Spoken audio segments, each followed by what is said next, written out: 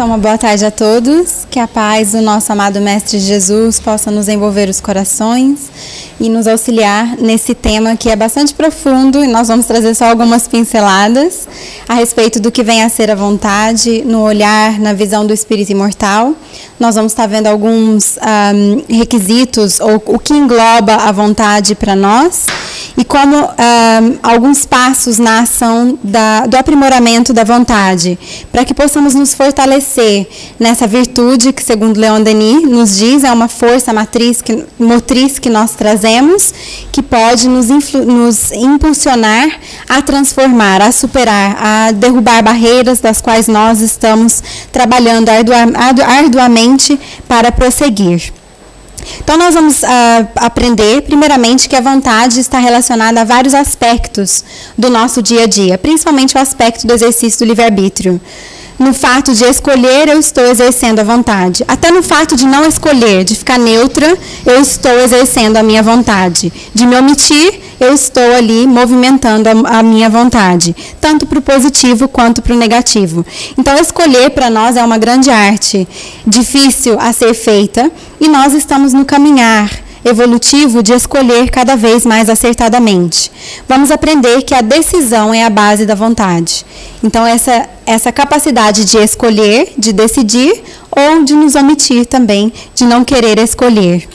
E aprendemos também que vai existir ali um diferencial, uma distância bem grande do querer a nível do desejo e do querer a nível da ação. Então, podemos idealizar, como foi abordado no estudo da Joana de Ângeles, algo, mas na realidade não nos colocar na vivência, fortalecendo a nossa vontade para que esse desejo se materialize ou inicie no processo de materialização, inicie no processo de tornar-se cada vez mais uma ação em nossas vidas. E nós vamos tomar ali o exemplo da parábola dos talentos. Quando nós analisamos essa parábola do Cristo, que vai trazer para nós aquele Senhor que, tendo 3 servos, 3 servidores, deposita a cada um uma quantidade de talentos. Quando analisada à luz do espírito imortal, nós vamos aprender que seriam atributos espirituais, das quais nos é concedido como empréstimo da misericórdia divina, para que possamos progredir e crescer, com o objetivo, obviamente, de multiplicar esses talentos no nosso desenvolvimento intrínseco, no nosso desenvolvimento espiritual. Então, nós lembramos que esse Senhor, então, deposita 5 talentos a um servo, 2 talentos a outro e 1 a um outro. E cada um deles vai se movimentar de acordo com aquilo que tem capacidade e de acordo com aquilo que escolhe e decide para si. E existe, então, por trás dessa movimentação, por trás dessas decisões que eles, cada um, escolhem, uma motivação diferente, uma vontade diferente, um objetivo diferente. Aquele que recebe 5, multiplica esses 5 e retorna ao seu senhor um investimento que foi produtivo. E é, então, obviamente, bem remunerado por este patrão. O que recebeu 2 também multiplicou aqueles 2 e também foi bem remunerado. A motivação que eles tiveram é a motivação que nós somos convidados a ter, denominada como motivação por aproximação. É aquela na qual nós abraçamos ou engajamos, seja os desafios, seja as propostas, as oportunidades que nos são dadas, com otimismo. Tendo a alegria de poder estar ali, nos desenvolvendo, desdobrando valores. Quer dizer, nada é muito pesado, tudo nos é fácil. Não fácil, mas tudo nos é otimista. Nós somos otimistas diante dessas propostas que nos são apresentadas. Aquele servo que recebeu um só, o que ele fez? Quem é que lembra? Ele enterrou, por medo de investir naquele talento e perder, porque tinha medo do que o patrão viria a fazer, do que o senhor viria a fazer, porque ele era um senhor mais enérgico. E então, por esse medo, que seria a motivação por afastamento, ele enterra, não gerando nenhum fruto, o que foi gerar consequências piores. Quando nós analisarmos o que isso vem a ser para nós, seria atrofiamento dos nossos valores espirituais. Quando eu não me exercito em tal coisa, por exemplo, na atitude do pensar, eu não crio sinapses nervosas. Então, eu não tenho facilidade em raciocinar, é mais penoso, é mais dificultoso, porque eu não me exercitei nesse hábito, que é construído gradualmente. Se eu já começo a criar sinapses nervosas, eu começo a ficar mais criativo, o pensamento vem mais rápido, eu consigo analisar as questões com maior eficácia, maior eficiência.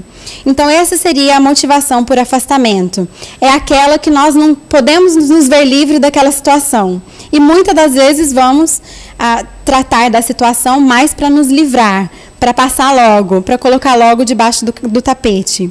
Então, essas seriam aproximações que nós podemos, motivações que nós podemos estar analisando na nossa vida diária, porque elas vão fazer um papel essencial na vontade.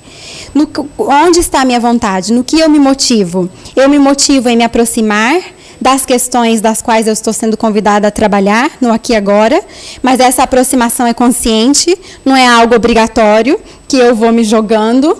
É com amorosidade que eu escolho essa aproximação, com essa motivação por aproximação. Se é algo penoso, que me traz dor, que eu possa me conscientizar de que aspectos são necessários ser trabalhados para que eu possa transmutar essa motivação e ela se tornar, então, uma motivação por aproximação.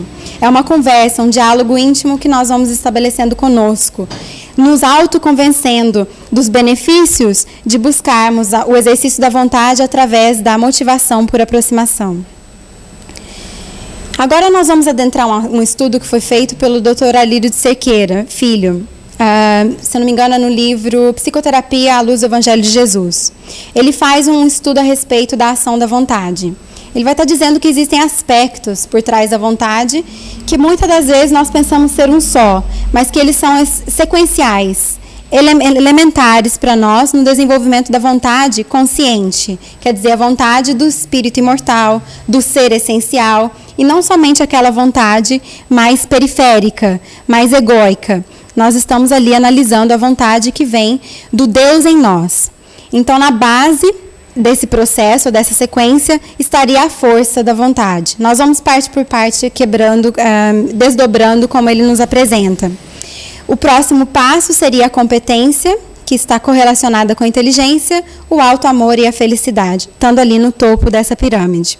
Então, nós vamos começar com a força, que seria denominado como um dos atributos da vontade. Está relacionada ao poder de ação. Esse poder ali relacionado às questões espirituais, mais uma vez, é o poder essencial. É aquele que é real e não o poder ilusório que nós muitas vezes nos confundimos ou até nos retiramos prazer na nossa vida de relação enquanto encarnados ou desencarnados. Então, ele vem nos dizer que essa força é a base da ação da vontade. Então, quando a gente viu a pirâmide, é a base. Somente através da força é que podemos vencer a inércia e o estado de acomodação.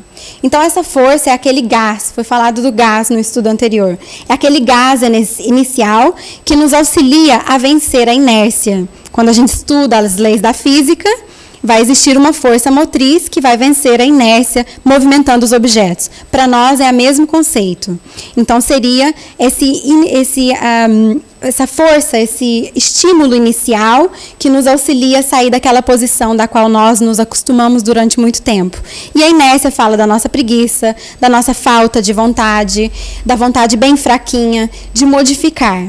Porque se estamos na Terra, é porque temos o nosso dever consciencial de buscar mudanças que vão nos auxiliar a crescer. Mudança é um fato em nossas vidas, queiramos nós aceitar isto ou não.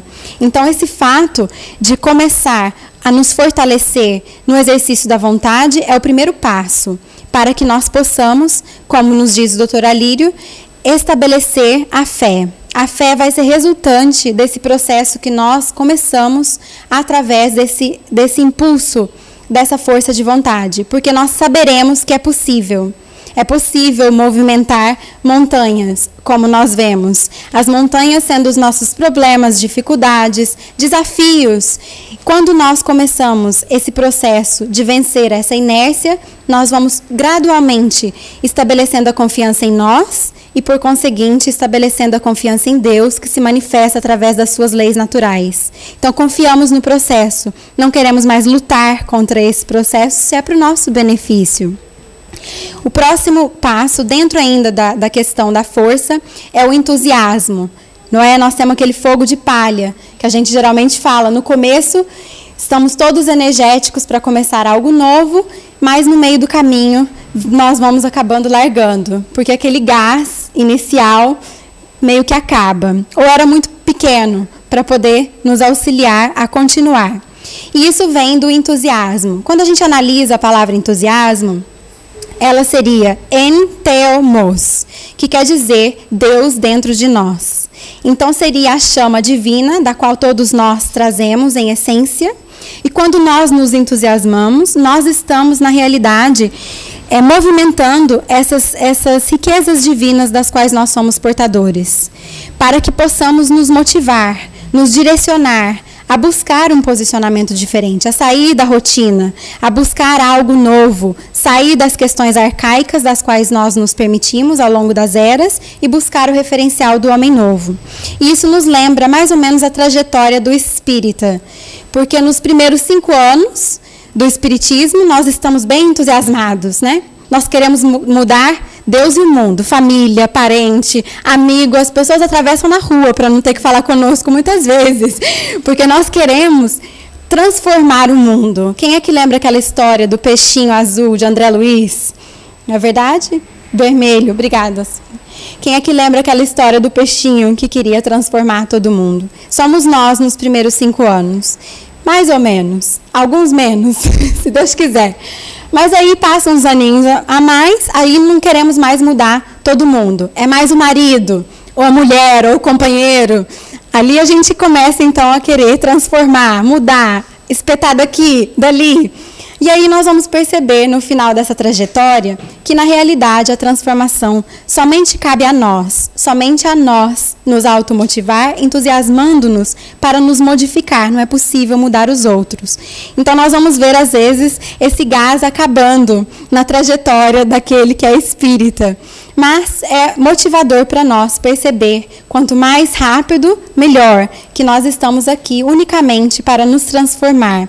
E, obviamente, nos relacionando uns com os outros, podemos, sim, influenciar o meio na qual nós atuamos. Outro atributo da vontade é a competência, que seria o segundo, que está relacionado à inteligência, nos diz o Dr. Alírio Sequeira Filho. Seria a capacidade de saber como mudar, saber como fazer, como escolher. Então, seria o modo operandi de como fazer algo. Por mais que eu tenha vontade e força de vontade, se eu não me coloco na capacidade de me qualificar, eu posso meio que colocar os pés pelas mãos. E aquele efeito, aquela força, aquele gás vai ser desperdiçado. Então, para que ele seja bem colocado, é fundamental que nós nos exercitamos na qualificação de nós mesmos, diante dos desafios das quais nós escolhemos. Porque nós não vamos precisar da força, da vontade, de período integral. Ela é só aquele início, aquela alavanca inicial. Mesma coisa a gente dirige num carro. Está subindo um morro bem alto. A gente engata a primeira. Chegou num lugar mais plano, não tem mais necessidade de uma marcha tão pesada, requerindo força, requerindo gás, porque aí nós já nos condicionamos em algo que nos era dificultoso. O que não quer dizer que cada experiência nós não tenhamos que nos exercitar na força da vontade, porque não é de uma hora para outra que nós já conquistamos uma virtude, que nós já superamos uma viciação. Então seria renovar essa força de vontade, mas buscar nos qualificar, tornarmos-nos competentes, tornarmos-nos aptos a nos exercitar, a nos mudar, a fazer escolhas mais bem informadas, que vão nos libertar gradualmente das nossas inferioridades. O terceiro aspecto, o atributo da vontade, é o auto-amor. Fundamental quando nós analisamos, porque o auto-amor proporciona ao indivíduo a condição de escolher o melhor para si mesmo. E esse melhor é o melhor na visão do espírito imortal e não nas questões egóicas. Porque senão nós vamos retornar aos mesmos comportamentos equivocados e infelizes. Então, quando eu escolho o melhor para mim, na proposta do auto-amor, é na proposta de seguir os passos de Cristo como um espírito imortal. É o exercício da melhor escolha. Então, juntamente com a competência, a habilidade e a qualificação, ali vai começar o processo de nos auto-amar. Nós estamos caminhando nesse processo de auto-amor. Então, o esforço que nós já fazemos no aqui e agora, em escolhas que vão nos proporcionar uma melhor condição de viver, a nível psicológico, a nível emocional, atitudinal, afetivo, nós já estamos contribuindo no exercício da vontade superior. Outro atributo, que era o topo do triângulo, se nós lembramos, é a busca da felicidade. Na realidade, esse é o sentido da vontade, é a idealização da vontade. Quando nós temos vontade de algo, é porque nós vemos aquela reta final. E a reta final, para todos nós, é a busca da felicidade, que se manifesta de maneiras diferentes. Então, essa felicidade, mais uma vez, que é trazida para nós, é a felicidade do espírito imortal, do cumprimento do dever consciencial, da paz de consciência, da harmonia, da superação dos vícios. Tudo isso nos gera uma felicidade que cada vez mais se aproxima da felicidade real, aquela que nós desfrutaremos quando alcançarmos a nossa perfectibilidade. E ele prossegue nos dizendo que a felicidade é algo que se obtém pela ação da vontade. Não conseguiremos, então, alcançar a felicidade real se não nos exercitarmos na vontade superior. Este atributo é um desdobramento do auto-amor, pois quem se auto-ama busca naturalmente ser feliz e fazer a felicidade dos outros num processo de alo-amor. Então, como nós sempre estudamos, eu não posso doar amor ao outro se eu não me construir no processo de auto-amor. E na busca do que é da felicidade, na busca do que é melhor para nós, nós vamos começar gradualmente a investir em nós, a buscar atitudes mais harmônicas, a buscar comportamentos mais felizes, escolhas que vão nos proporcionar maior segurança, maior construção de fé, maiores investimentos a nível espiritual, da qual nós vamos nos expandindo, seja no conhecimento cognitivo e emocional também. Agora nós vamos adentrar os aspectos práticos de como aprimorar a nossa vontade, compreendendo a ação da vontade, os demais passos sequenciais que são colocados para que alcancemos a vontade real, como que nós podemos fazer para aprimorar a nossa vontade. Então, lembrando lá no comecinho, quando trouxemos, que é necessário fazer a ponte entre o querer a nível do desejo e o querer a nível da ação. Então, essa margem entre um e outro necessita ser trabalhada por nós, a nível consciencial, no nosso dia a dia. Então, nós trazemos alguns exemplos para a identificação da atrofia da vontade. Será que eu trago a minha vontade ainda bem raquítica, bem magrinha? Como é que eu posso perceber? Imaturidade emocional seria uma das questões. Paralisia diante de desafios. Então, qualquer desafio, qualquer dificuldade que se apresente para mim, eu paraliso e a minha tendência muitas vezes é correr. Se eu estou nesse aspecto, a minha vontade ainda não está exercitada a nível do espírito imortal. Se eu trago revolta ou pavor diante de receber um não, qualquer contrariedade, diante de um sofrimento, tudo me indica que a minha vontade ainda está motivada por afastamento. Eu quero estar longe desse quadro. Não quero que os outros digam não para mim. Quero que sempre seja o sim. O que seria ali para nós viver fora da realidade, né? A incapacidade para fazer aquilo que parece ser o melhor. Então, eu digo assim, eu ainda sou muito inferior, eu ainda não consigo, eu sou incapaz. Todas essas questões vão denotar que nós não queremos, na realidade, começar o processo de mudança e nos esforçar para sair daquele quadro, para buscar a superação daquele quadro.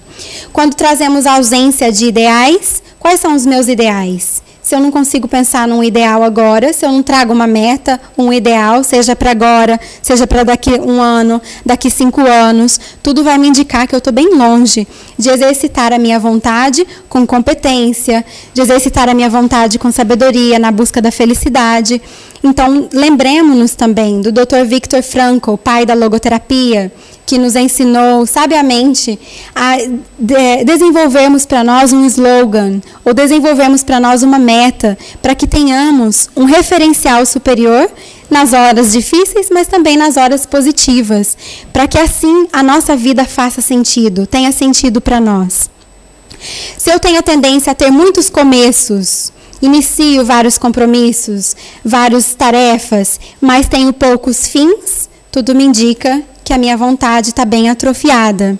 Então, como é que eu sou no cumprimento dos meus deveres? Como é que eu sou honrando os meus compromissos? Se eu não tenho terminado, eu necessito agora começar a proposta de fortalecer a minha vontade. E se eu faço os compromissos, me coloco neles, mas são tarefas mal acabadas.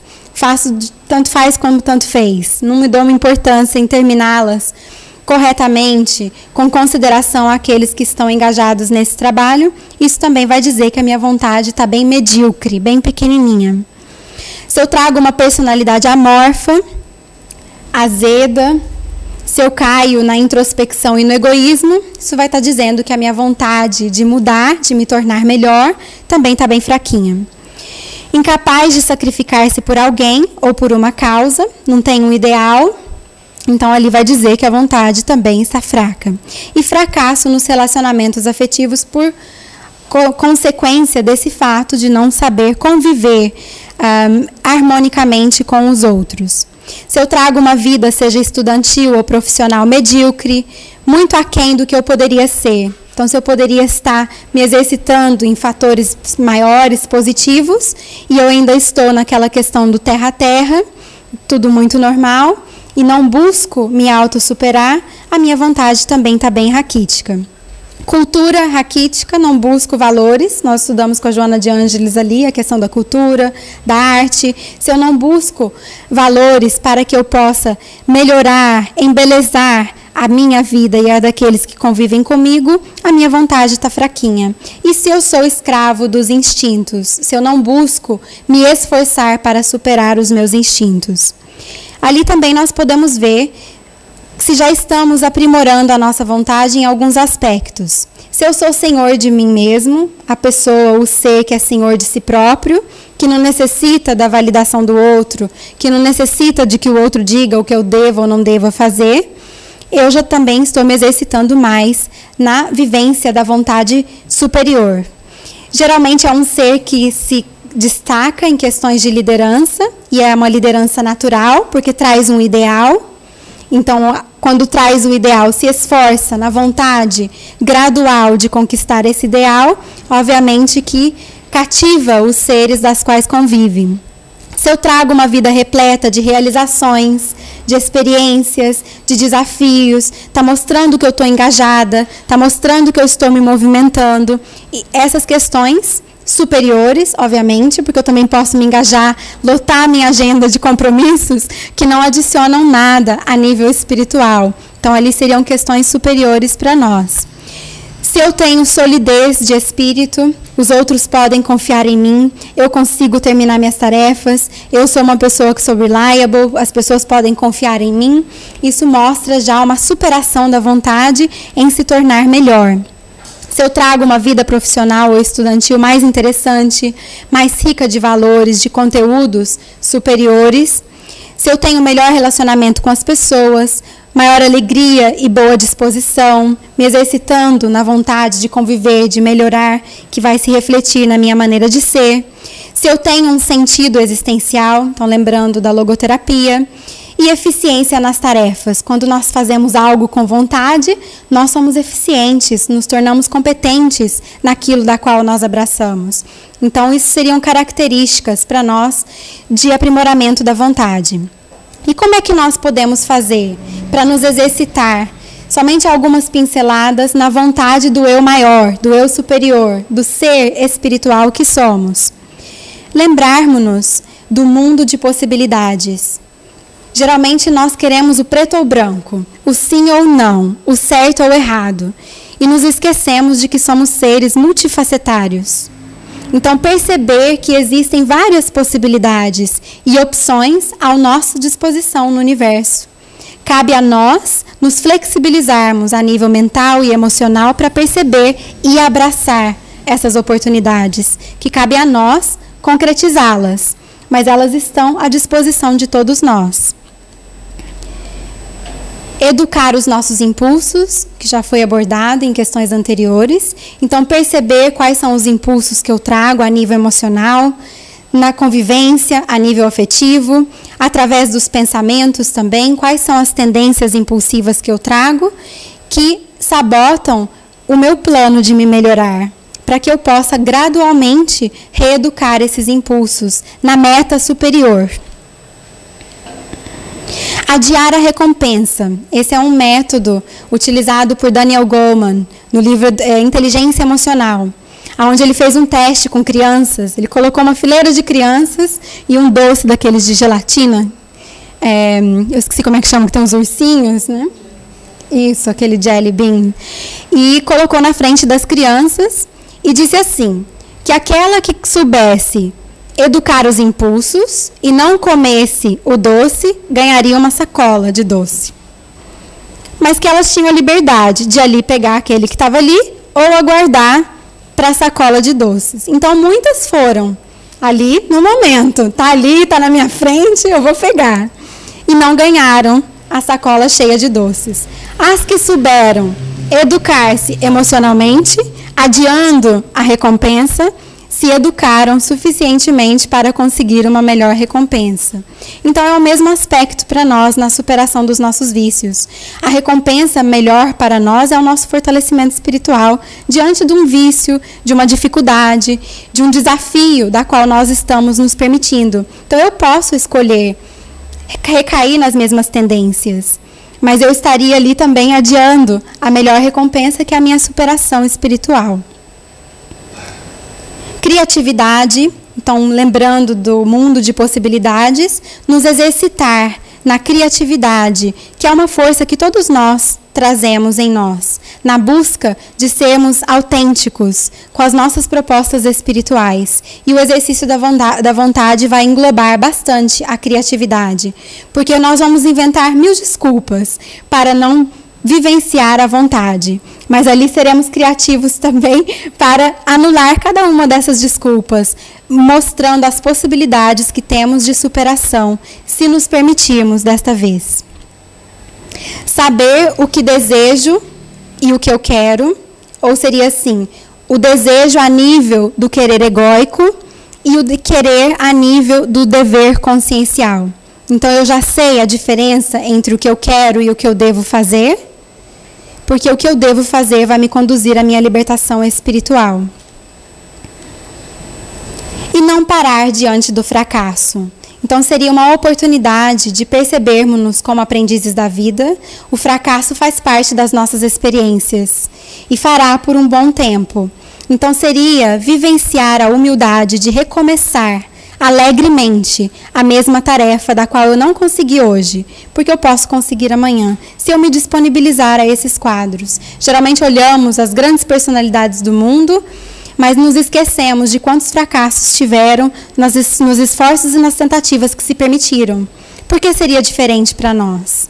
Então, seria abraçar o fracasso na motivação por aproximação, de recomeçar alegremente a tarefa do nosso dia. E nós finalizamos com uma frase de Leon Denis, que estuda bastante a questão da vontade, nos dizendo assim: o uso persistente e tenaz dessa faculdade soberana permite-nos modificar nossa natureza, vencer todos os obstáculos. É pela vontade que dirigimos nossos pensamentos para alvos determinados. É através da vontade que nós materializamos os nossos ideais. E através da vontade, como disse Leon Denis, nós dirigimos os nossos pensamentos. Os nossos pensamentos materializam-se em ações. As nossas ações vão gerar os nossos hábitos. E os nossos hábitos vão ser os condicionamentos que podem tanto nos libertar quanto nos aprisionar a realidade da qual nós não queremos mais e a realidade da qual nós desejamos, que é a nossa libertação espiritual. Muita paz.